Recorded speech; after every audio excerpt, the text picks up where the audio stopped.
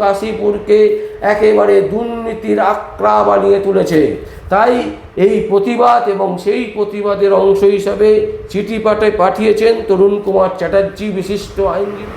নমস্কার দর্শক, সংবাদ আবির্ভাবের গুরুত্বপূর্ণ সংবাদে আপনাদের সকলকে স্বাগত। আমরা প্রত্যেক দিনের মতন আজকেও একটি বিশেষ এবং গুরুত্বপূর্ণ সংবাদ আপনাদের সামনে তুলে ধরব। দর্শক, কাশীপুর এলাকা নিয়ে বহুদিন ধরে কিন্তু সংবাদ শিরোনামের একেবারে চর্চাতে আছে। বাম আমলেও ছিল, তৃণমূল আমলে একেবারে রমরমা করে রীতিমতো ব্যবসা চালিয়েছেন। কিসের ব্যবসা? প্রমোটিংয়ের ব্যবসা। জোর জবরদস্তি দখল করে প্রমোটিং, ইল্লিগাল কনস্ট্রাকশন, এই ধরনের কাজ কিন্তু একেবারে আমরা দেখে আসছি কন্টিনিউয়াসলি হয়েই চলেছে।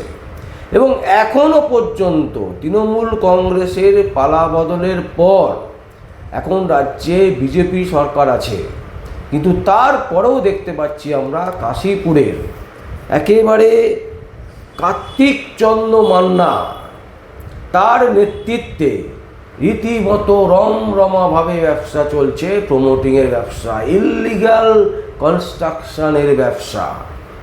এবং এই নিয়ে মুখ খুলেছেন এবং একটি চিঠি দিয়েছেন যিনি হচ্ছেন কলকাতা হাইকোর্টের আইনজীবী তরুণ কুমার চ্যাটার্জি।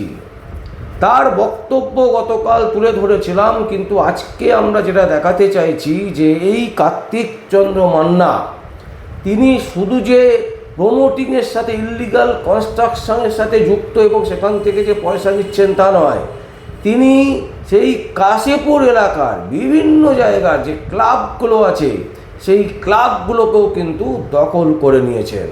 এবং এই কার্তিক চন্দ্র মান্না তিনি কিন্তু একা নেই, ওনার সাথে আরও অনেকে আছে যাদের নাম আমরা বলছি, যেমন স্বপন চক্রবর্তী, মোটা নামে পরিচিত, শিবু গুহ, প্রশান্ত কুমার ঘোষ, মুন্না সিং, দিব্যেন্দু দে, রণজিৎ দাস, সম্রাট দাস, অজয় সাহা, দীপক পাটেল, বাবলু ধর, মনোজ কুমার নন্দী, এই রকম প্রচুর লোক আছে যারা কার্তিক চন্দ্র সহ এবং ওই এলাকাতে একেবারে রমরমিয়ে ব্যবসা চালাচ্ছেন। লক্ষ লক্ষ টাকা ইল্লিগাল কনস্ট্রাকশন বানিয়ে তারা পকেটে ঢোকাচ্ছেন।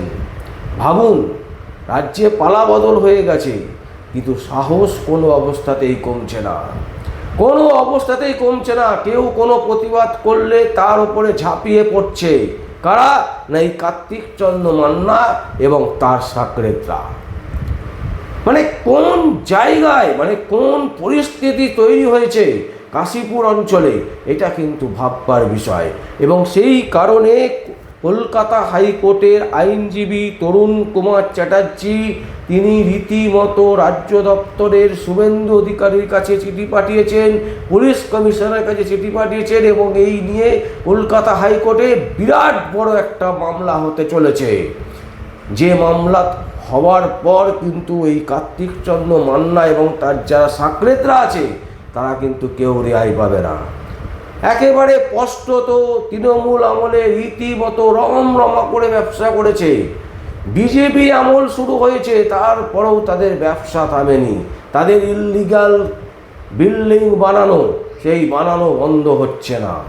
এবং শোনা যাচ্ছে, যেটা একেবারে দাবি করছেন আইনজীবী তরুণ কুমার চ্যাটার্জি, যে এই যে কাশীপুরের ইল্লিগাল কনস্ট্রাকশন বানাবার জন্য যে টাকা তারা মুনাফা নিতেন, সেই মুনাফার টাকার 75% টাকা সুদীপ ব্যানার্জির কাছে পৌঁছে দিতেন।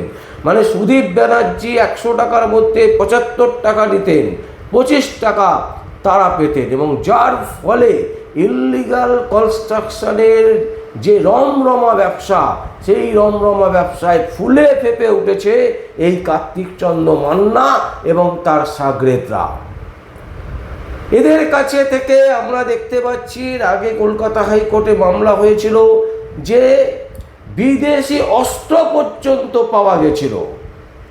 ন্যাপা বলে একজন, এবং যার সাথে কানেকশন আছে উত্তর কলকাতার সাংসদ সুদীপ বন্দ্যোপাধ্যায়ের।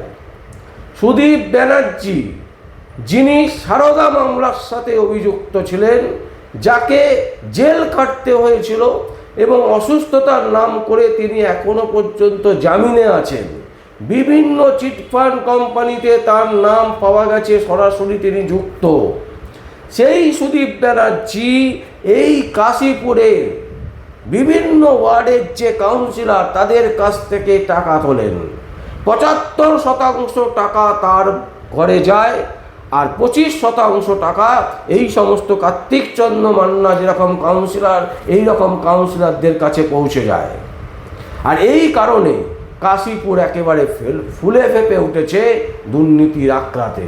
কাশীপুরে ইল্লিগাল কনস্ট্রাকশন একেবারে রমরমা ব্যবসা, যে ব্যবসা নিয়ে মুখ খুলেছেন হচ্ছে তরুণ কুমার চ্যাটার্জি, কলকাতা হাইকোর্টের বিশিষ্ট আইনজীবী, এবং অনেকেই এর আগে আমাদের চ্যানেলে অনেকেই মুখ খুলেছেন। কিন্তু এই যে ন্যাপার কাছে ইল্লিগাল বিদেশি আর অস্ত্র পাওয়া যাচ্ছে এবং সেই অস্ত্র সাথে যুক্ত হচ্ছে সুদীপ ব্যানার্জির সাথে, এই নিয়ে তদন্ত হবে না?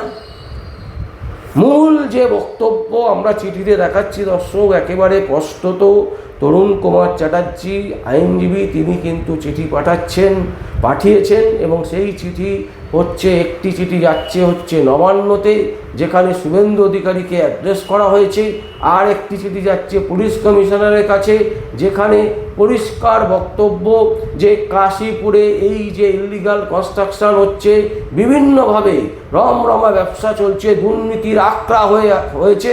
এই কারণে এই কার্তিক চন্দ্র মান্না সহ স্বপন চক্রবর্তী, মোটা নামে যিনি বিখ্যাত, শিবু গুহ, প্রশান্ত কুমার ঘোষ, মুন্না সিং, দিব্যেন্দু দে, রণজিৎ দাস, সম্রাট দাস, অজয় সাহা, দীপক পাটেল, বাবলু ধর, মনোজ কুমার নন্দী, এই ধরনের যারা দুষ্কৃতীরা যে ঘুরে বেড়াচ্ছে কাশীপুরে, এদেরকে অবিলম্বে গ্রেপ্তার করতে হবে। এবং যেভাবে ইলিগাল কনস্ট্রাকশন হয়েছে, কোটি কোটি টাকা, মানে কয়েকশো কোটি টাকার মালিক কার্তিক চন্দ্র মান্না, এনাকে ইমিডিয়েট অ্যারেস্ট করে এনার যে সম্পত্তি, যে অর্থ কোথায় রেখেছে সেইগুলো খুঁজে সেই সম্পদগুলোকে আটকাতে হবে এবং সেইগুলো যে সমস্ত নিরীহ মানুষজনরা ফ্ল্যাট কেনার জন্য বুকিং করেছিলেন, টাকা দিয়েছিলেন, তাদেরকে ফিরিয়ে দিতে হবে। এই হচ্ছে মূল বিষয়বস্তু। তৃণমূল কংগ্রেসের আমলে কাশীপুর যে একেবারে মানে দুর্নীতির স্বর্গরাজ্য হয়ে উঠেছিল, এটা কিন্তু একদম পরিষ্কার। এবং সেই দুর্নীতির স্বর্গরাজ্য থেকে তৃণমূল বিদায় নিয়েছে, কিন্তু যেহেতু সুদীপ বন্দ্যোপাধ্যায় এই মুহূর্তে তিনি কিন্তু উত্তর কলকাতার সাংসদ, তার কিন্তু সাংসদ পদ এখনও যায়নি এবং তিনি এখনও পর্যন্ত সাংসদ আছেন। তাই এই কার্তিক চন্দ্র মান্না সহ যে সমস্ত নামগুলো আমরা বললাম, এরা কিন্তু সেই জন্য দুর্নীতি কিন্তু এরা মুক্ত করেনি এখান থেকে। ইল্লিগাল কনস্ট্রাকশন বানানো থেকে শুরু করে বিভিন্ন দুর্নীতির সাথে এরা যুক্ত, বিভিন্ন জঘন্য কাজের সাথে এরা যুক্ত, বিভিন্ন অনৈতিক ক্রিয়াকলাপের সাথে এরা যুক্ত এবং কাশীপুরকে একেবারে দুর্নীতির আক্রা বানিয়ে তুলেছে। তাই এই প্রতিবাদ এবং সেই প্রতিবাদের অংশ হিসাবে চিঠি পাঠিয়েছেন তরুণ কুমার চ্যাটার্জি, বিশিষ্ট আইনজীবী। এবং আমরা মনে করি দর্শক, এই চিঠি পাওয়ার পর রাজ্যের মুখ্যমন্ত্রী শুভেন্দু অধিকারী তিনি কড়া পদক্ষেপ নেবেন। এবং যদিও তরুণ কুমার চ্যাটার্জি বলে রেখেছেন, আইনজীবী, তিনি কিন্তু স্পষ্ট বলেছেন যে সরকারকে জানানো আমাদের কাজ, পুলিশ কমিশনারকে জানানো আমাদের কাজ, এরপরও যদি কাজ না হয় তাহলে কিন্তু আমরা কোর্টে মামলা করব। এবং যথারীতি তারা কোর্টে মামলা করার জন্য সমস্ত কাগজপত্র রেডি করছেন। কিন্তু তার আগে মাননীয় মুখ্যমন্ত্রীর ওপর আস্থা রাখছেন, শুভেন্দু অধিকারীর ওপর আস্থা রাখছেন, যাতে তিনি এই ব্যাপারে কড়া পদক্ষেপ গ্রহণ করেন। দর্শক, আমরা এই সংবাদ আপনাদের সামনে তুলে ধরলাম। যদি আপনাদের কোনো বক্তব্য থাকে, কোনো কমেন্টস থাকে, অবশ্যই আপনারা কমেন্ট বক্সে কমেন্ট করবেন।